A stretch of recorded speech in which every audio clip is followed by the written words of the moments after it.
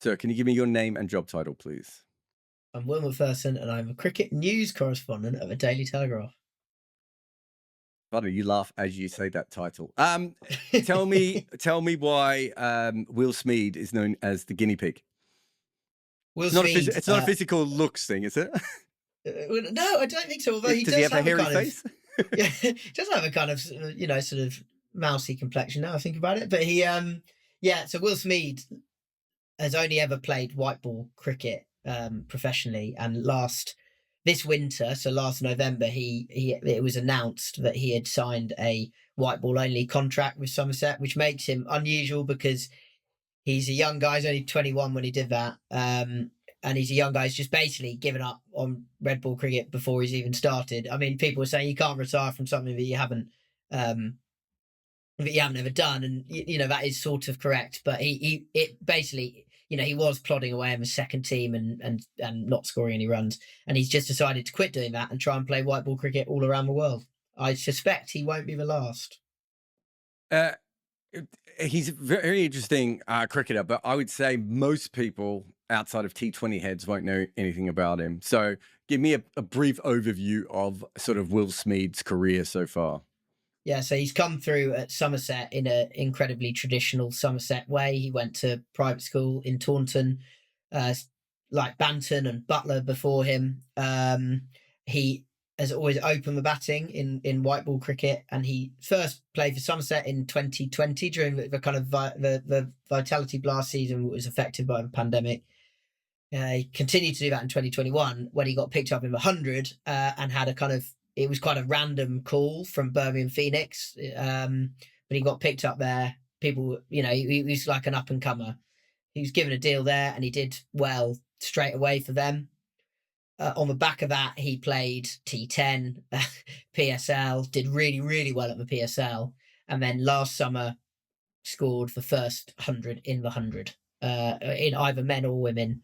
Um, What do you so get if you score the first 100 in 100? Surely they should give him some sort of special prize for. there was, I know that there were a few Smeed, he got 101, Smeed 101 t-shirts made. So I don't know whether he wears them around the house occasionally, but I think that was the hundreds, the ECV's attempt to kind of build the brand of one of their young stars. But yeah, so that's kind of his claim to fame. Ironically, actually, since he announced his new decision in November, he's played in the T10 again, and he's played in the IL-T20. Got picked up by my Emirates and has struggled. But that I don't think that is a worry. I think he's a young player who is very good at T20, and he'll be fine. But it is interesting that it's kind of a reminder of the fickle nature of the business that he's got into, where you don't have a great volume of balls. You hitting your way out of form as a aggressive opening batsman is very difficult in T20 cricket, and he's going to struggle with that. But I'm sure he'll be back. He's going to the PSL again now. Is it very interesting that you wrote this article on Will Smeed, when the news broke, obviously, and it wasn't that far away from when Chris Green had made his first class debut in Australia, and you would have covered both of those guys back in your days of having to hustle the big bash beats. I found that really interesting because it does show that, I mean, we know that there is this movement towards franchise cricket, and one of the big differences is that Will Smeed can sign a contract in his country that allows him to have access to nets and physios and dietitians and trainers and batting coaches and all those sorts of things in a way that even within the Big Bash, Chris Green doesn't really have quite that access to, right? And so Chris Green's thinking is, well, if I can get in the Shield team a couple of times a year, and I'm putting complete words in Chris Green's mouth here. I haven't spoken to him outside of, I don't know, an airport in Trinidad for 5 minutes. So I don't know him at all. But what I'm saying is, reading between the lines of what he said, in England's case specifically, you can build a very good career out of just having a white ball contract and being able to do that, which then allows you to then go and play in all these other different tournaments around the world with a really good parachute. It's probably a different situation than what we will see from a lot of other international cricket. A lot of other T20 cricketers who are going to have to do the more than Nicholas Pooran style of, I'm just going to go and I hope this works. And if not, I'm going to be playing a tournament in Seattle for some rich businessman. Exactly. Yeah, I actually think it's a fascinating decision from Somerset, because you know he's a young guy who really they haven't got a great deal out of yet. They've got a few great nights down at Taunton where he scored 80 odd, and ultimately the deal that he's signed with them, as things stand, is for 7 games a year in T20 at home. So 14 overall, but 7 at home where they've got tickets to sell, because he's always going to get a 100 deal, and he's not gonna play in the Royal London Cup. So it used to be called Royal London Cup. It's now the One Day Cup, but he used to play in that. So he would have in the old days he would have played in that as well. He won't now unless something changes about the summer. So it's 14 games a year for them, 7 of them that they can sell tickets for and profit from. And then what if he gets injured? He goes back to them. They look after him. All those points you made, it's a generous decision. They must really think he is going to be something special and worth having on their books. And maybe it's a long term England thing where he becomes an international player and they get some payments back from ECB as a result of that. Maybe that all contributes. Maybe they just desperately don't want to see him play for another county and know that he will get signed by someone else if they sort of let his contract run out. Well, they lost Buttler, didn't they? They did. You know, Buttler is burn. Yeah. Yeah. I mean, and you were talking about it before. Like Buttler is. I don't think people understand how Mr. Somerset Buttler was. Yeah, he still loves it. Yeah, and then for him to go off to Lancashire, the bigger county, and sort of embarrass them a little bit, and then I think everyone knew how good he was at Somerset, but it was the world understood how good he was by the time he gets to Lancashire, right? And things change a little bit. Lancashire sitting there going, Somerset sitting there going, we could have kept him because they wouldn't have had to pay him. And you could be exactly right with Will Smeed. We've just had a bunch of World Cups. We're seeing, Jason Roy coming to the end. We're seeing some other players who might, Dawid Malan might, is getting older as well. England might make some choices to bring in these young guys next. And Will Smeed is a big chance of that. Then if that happens, maybe they have to pay him on this 7-game contract for 1 year. Yeah. And they get to keep him around for marketing for the rest of their time. Yeah, exactly. And I think actually Smeed and Buttler are a really interesting comparison because they're 10, 11 years apart in age. As I said, they're exactly the same background. I reckon they've got very similar interests in the game. And obviously Buttler ended up playing between 50 and 60 tests without ever really cracking it, or to be honest, ever really looking like he was having a great deal of fun. I think a major contributing factor to Smeed's decision here is that he's never loved red ball cricket. And I think that is totally fine. He loves white ball cricket. He loves belting the ball. He doesn't love grazing around in a field for 90 overs in a day. He doesn't love kind of steadily batting out time.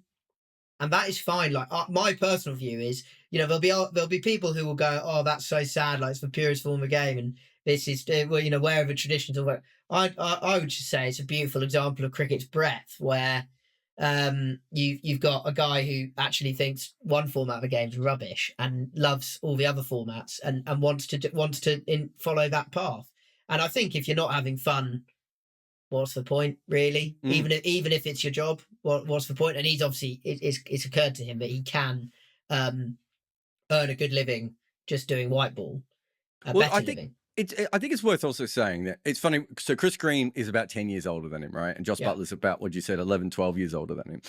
They would have still grown up. They would have been in the period where T20 cricket was coming through when they were 16, 17, but it wasn't anywhere near the pinnacle. There was like 1 or 2 years of the IPL coming through. Will Smeed is of that generation who would have grown up watching free-to-air IPL on, was it Channel 5, Channel 4, Channel 3? Is ITV had it for a bit? Yeah. I didn't get it right once. I knew it was an English team. But the point is that there's a big generation of English people, younger English people, who grew up not always having access to Sky. But also, more importantly, if Sky cricket is during the summer and your dad might be around or your mum might be around and they want the TV and all these different things. There's this huge generation of English cricketers who grew up where they could come home from school, turn on the TV and there was a game on and it was IPL. And so they are seeing, and this is, exactly the case with cricketers all around the world, but that specifically for Will Smeed would have been what he would have done, right? At a certain age. And then you just pick what you like the best. Whereas that generation before was it's so hardwired to think. I mean, there was there's an Australian cricketer, I won't name him. There's an Australian cricketer that was having a conversation with one of his coaches, and his coach was like, "What are you doing? Your best case scenario is 2 tests.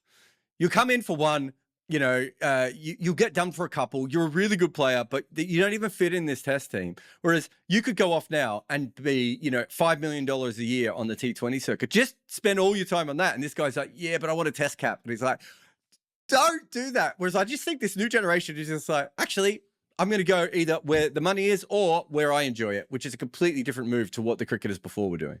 Yeah, there's a great Smeed's perfect for this, because there's a great video that Somerset had on their channels about it would have been 5 years ago or something now, when he was 16, 17 in the academy, and it was like kind of meet Will Smeed, meet the academy kind of thing. And it was like, do you prefer a night in or a night out, and all those kind of silly questions they get. But then it was like, one of the questions was like, I think it was Ashes, World Cup final, or IPL. And this is 5 years, and he went IPL, and he did it with a smile because he knew what he was doing, because he knew it was winding up the right people. But I asked him about that when I interviewed him when he made his decision last year, and he was like, "Yeah, no, I meant it. I meant it. I might have been smiling and being a bit cheeky, but I meant it. That was my answer." I also, I think he's one of those guys who has come through, again, a bit like Buttler, come through playing all the sports, and just not necessarily being like that into test cricket, or even watching cricket full stop. Like, he just played it as a kid, and that was the game he was best at. And he was also good at various other things, and this was one he was really good at. And, what do you enjoy doing? I enjoy hitting the ball hard, and fielding on the boundary, and taking good catches and things like that. But he's just following his what he's interested in, really. And I do think there are going to be challenges for him in the way this plays out. But well, you talked about before when he lost his form. So I remember talking to, I can't remember if it was talking to Nicholas Pooran or talking to one of the other players who gave him advice. And because, Pooran was thrown away by Trinidad and, was in this terrible situation. And I think it was Dwayne Bravo he was talking to. And he said to Dwayne Bravo, "Is it possible to make a career off this?" And Dwayne Bravo is like, "Yes, but you have to understand that you might go into a tournament where there's 8 games in this tournament, and you're batting number 5 or 6. So you might only bat in 6 of those games. You might be run out in 2 of those games. How are you going to keep, your brand up, your hitting up, you're learning your skills and everything else?" That is, again, what Will Smeed is kind of signing up for. And it's a really tricky thing. And you see these T20 players kind of having a good 2 years, and then they just disappear for a little while, right? Or, and that is because they lose a little bit of form at the wrong time. They don't get a bunch of contracts, and they slip away. He's going to have to deal with all that without being a particularly well-known player. It's easy when you're Dwayne Bravo. It's not easy when you're a young Smeed or a young Pooran. Yeah, 2 things on that. You're absolutely right. One is that he's in the IL T20, as I said, and I was looking at it, and I think he played the first couple of games, didn't get any, and then he was just replaced by someone who, they've got 8 overseas or whatever it is in that league, and they've got probably 15 overseas in the squad. So there's just always someone else to come in, and it'll be the same at the PSL when he goes there. I think he will be first choice for the PSL because he did well there last year, but there'll be someone else they can just bring in. When you're not in your home league, you command. It takes quite a lot to get dropped in your home league, and I'm definitely at Somerset. Obviously, he'd have to have a worse run of form ever. But even at Birmingham Phoenix, it would take quite a lot for him to get dropped. But as soon as you go anywhere else, it's really hard to nail down a place for the team. For him, there is a cautionary tale on his doorstep in Tom Banton. He was a guy who exploded in probably 18, 19, and then 20, played for England for the first time. People were like, "Oh, it's an UKP.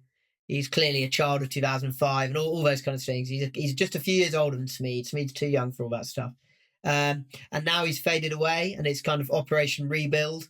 And right now, Tom Banton, everyone thinks Tom Banton, he should go white ball only or whatever. He's not actually probably in the position to go white ball only. He probably needs to stick in with the red ball stuff, because the white ball options aren't there all year round for him in the same way that they are for someone like Smeed, who's on the way up, and Banton's trying to get back up to that position. But the cautionary tale is there. He needs to be cognizant of that. He needs to work out how to become the best white ball player he can while flitting around the world. Now, we had a couple of interesting conversations around that. One of the things he said was, well, I'm actually, I bowl a bit of off spin and I'm going to work really hard on that because he said, I look at Will Jacks, who's another promising guy, and he is an all format option now. He's obviously made his test debut, but he's like, Jacks, one thing Jacks have got over me, we're both really good top order hitters in T20, but Jacks bowls off spin, which is a nice match up option and things like that. And he said, that Deval Brevis in South Africa, he's also, I noticed in my Cape Town's last game this week, he bowled a couple of overs. So he's thinking the same way. A lot of these players are thinking, I need to add that extra string to my bow. And then basically it's as simple as basically finding a way to become the most consistent, strongest hitter of the new ball you possibly can. And there's going to be ways that teams come at him. It was a Blast semi-final last year, or quarter-final, I think against Derbyshire, where a young guy called George Scrimshaw, who's quite a promising bowler, bowled fast and short at Smeed, and he looked really uncomfortable. And if I remember correctly, he did actually end up coming through that innings. He survived somehow the short stuff, but then when the other stuff was bowled, he kind of ate it up nicely. But he needs to work out how to play consistent short stuff. And just generally, it's a fickle game up there. You're attacking all the time. There's not much time to ease yourself into an innings. So he's got to find a way to, a bit like, this is actually ultimately what Buttler has mastered 10 years on. And he's ended up doing it with top field. I think most of us 10 years ago thought he'd be the best finisher ever or whatever, but he's ended up being an all-time great T20 opener in the end. But he's managed to make that work. It's not simple. No, I think so. There's this big theory in the West Indies that, the problem with their T20 players now is that if you look at Gale and Pollard and Russell, they all came through first-class cricket and they played a lot of first-class cricket. And then obviously they go on to play T20 cricket. And so there's this big theory around T20, but really from the West Indies, that if you don't play first-class cricket, it's not that you have trouble hitting the ball out the park. It's not that you have trouble with that. It's when you get some very fast bowler coming around the wicket and moving the ball away a little bit off the pitch, or, it's when Adil Rashid or Rashid Khan gets on a roll. What do you do then? That's the stuff that's really interesting, because at that top level, right, at the top level of if you're a batter and you're playing at the top level of T20, so you're playing IPL or you're playing in a World Cup, even if you're playing in Major League or PSL and you've got the best players going up against you, it is like a mini test match. It's not the same as a test match or anything else. But suddenly, if you have Mitchell Starc bowling 90 mile an hour reverse swing at your toes, or you have Jofra, lifting one up off a length, or, you have Ashwin, going over the wicket, then around the wicket, then, moving the field around you and everything else, you still have to deal with the fact that one of the world's best bowlers is bowling to you. If you haven't built that up, and most of these T20 guys, and Tom Banton's a really good example of this, Tom Banton is fantastic against sort of average players and just above average players. Definitely. For me, the minute I saw Banton against that next level, he just didn't look like he had that game. He could still build that, and he might go off and do that, as you say. That is the thing that I think that's the thing that actually guarantees you the 12 to 15-year white ball career, in a way that even a player as good as David Miller, who kept playing in the IPL, and Aaron Finch is another really good example. I think there are times that because they weren't playing enough first-class cricket at different times, they just didn't have the sort of reps to be able to deal with one good spell. And that one good spell gets you out. And if that happens a couple of times, then you hole out, then you get run out. Suddenly your season looks crap. The reps thing is actually such an interesting conversation about like the way where all the formats are at the moment. So like I was in South Africa last week with England, and all of their guys who only play T20 now, pretty much. So basically all the white ball only guys only play T20 because there's no domestic one day 50 over cricket anywhere in the world now of a top level, and there's bilateral one day cricket is actually relatively rare. It's kind of 9 or 10 a year or something like that. You don't play that much of it. So Jason Roy, Moeen Ali, Liam Livingstone wasn't there, but he'd be another example. Joss Buttler, their whole diet is T20. And they were like, last week, all three of Roy, Moeen and Buttler actually scored runs in one way or another. But all three of them were like, God, it was so weird having a bit of time and just being able to block a couple. I can't remember. I didn't remember that I was allowed to do that. I forgot that that was a thing that happened in cricket, and it's actually, those guys have, particularly Roy and Buttler, are like all-time great England 50 over players. Such important part of the 2019 team, and they've forgotten how to play even 50 over cricket. They've forgotten how to play half a day's batting, just because the T20 diet has taken over, and it's kind of exclusive to them. And that's even, Smeed is coming through. All of those guys did have substantial, in Butler's case, substantial test careers, but even Roy had a really substantial first class career as a youngster. And they'd be kind of analogous cricketers, Smeed and Roy, kind of both openers in all white ball formats, but probably bat lower down in first class cricket instinctively. But their journey 10, 12 years apart is going to be so different. And Roy's not a perfect cricketer, as we saw when he played Test cricket, but he did have that bank of first class cricket behind him. And one of the reasons his white ball career has been so strong is because of that bank of first class cricket. Can Smeed do it without it? He's the guinea pig. I just want to, there's one thing that was really interesting in the piece, just so that people know a little bit more about him. So he studies economics. Yeah, right? He's a smart cookie. Yeah. Very, very, so, he's not, I mean, without wanting to slag off almost all other cricketers, most cricketers don't study economics, I think is the best way of putting it. And I was thinking about it from that point of view. He's hanging out with a bunch of people who are studying other things like him, and probably knows a lot of people from that sort of background. In any other line of work, what he's done is just a normal thing. It's like, if you're, I don't know anything about, if you're like studying law and you want to become a barrister because you want to grandstand a little bit more and you don't want to do the heavy work. Sorry to all barristers out there, but my wife's a solicitor, so she'll like this. But you know what I mean? It's just like, well, there's more money in it and it's the cooler job, so you go and do it. Yeah, and I enjoy it, so I'm going to go do it. We still, and I know this is a professional sport thing, we still think it as the dream and you're so lucky to do it, but they're still people, and it's a really interesting thing. But my last question to you really is, do you think if he really gave it a good go, he would be someone who could, like Liam Livingstone is a player who would be very good against the red ball. Whether he ever makes it at Test cricket, I don't know. But Liam Livingstone's numbers in first class cricket suggest that he's a very good player against the red ball. What you said, he was Smeed was struggling a little bit in second 11 cricket. Do you think he ever would have become a good red ball player, or he maybe just doesn't have that within him? So I'll answer that question first. I also want to come back to the point about being a bit clever, but I think basically he said he's not ever going to close the door on red ball cricket fully. He's not going to practice it. He's not going to do anything to do with red ball cricket. But who knows down the line? Who knows what he might need to do to get a contract, for instance. I don't think he will ever. I think he's probably, the game might not have been beyond him. I'm sure he could have practiced. I think it's the fact that his heart is not in that format. He's not interested in that format, and he just doesn't want it. That would prevent him being able to really crack the red ball game. That's my instinct. Obviously, that's just a guess. I think his red ball numbers for Somerset twos were poor, but there's a difference. One of the things he said, he found it really hard to get. You play him a PSL and smash. I think he got 99 and 96 or something in successive innings there, and had 30,000 Pakistani fans going mad for him at the Gaddafi Stadium, and it's like, wow, what an adrenaline rush. And then a month later, he stood in a field somewhere in Somerset with no one there, and he just couldn't get up for it. Like he couldn't bring himself to get up for it. I think what I'd say about the thing about him, studying economics and all that kind of stuff, I don't think it's irrelevant.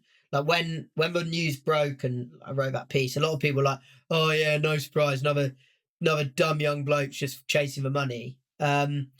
Actually, it's quite like, it's really the opposite. Like he's thought about this long and hard. This is not like he knew how this decision would look. He knew he was the first young player to do it. He knows he's not the first. Alex Hales retired from first class cricket 5 years ago, but he'd played 100 games by the time he did it. He knew he was the first person to do it before he started, but he thought long and hard about it. And I think that is there's a robustness to this decision that gives him a good chance, like of cracking the route he's decided to take, because he's a bright lad, and as you say, in other lines of work, it wouldn't be a very unusual thing to do, but we're in a brave new world, I guess, in cricket, and especially in England as well, inherently conservative cricketing views. This was an interesting moment, and I don't think when I was kind of looking at this piece and I was writing about it, I was sort of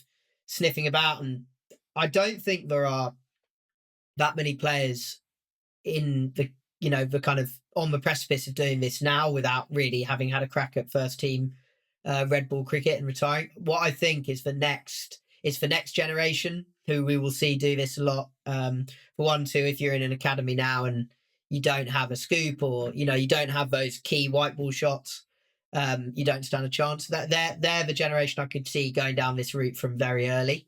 But as it is now, to make a decent living as a county cricketer, unless you're absolutely exceptional or prepared to take a risk like Smeed is, you've got to sign up to do all three formats. You've got to make yourself available for red ball cricket. You might not crack it, and that at which point you can then make your decision to go down this route if you've done well in the white ball stuff. But generally, he's going to be a rare case for a little while, I think. But there will be others that follow. Thank you very much for coming on the podcast. Been great, thank you.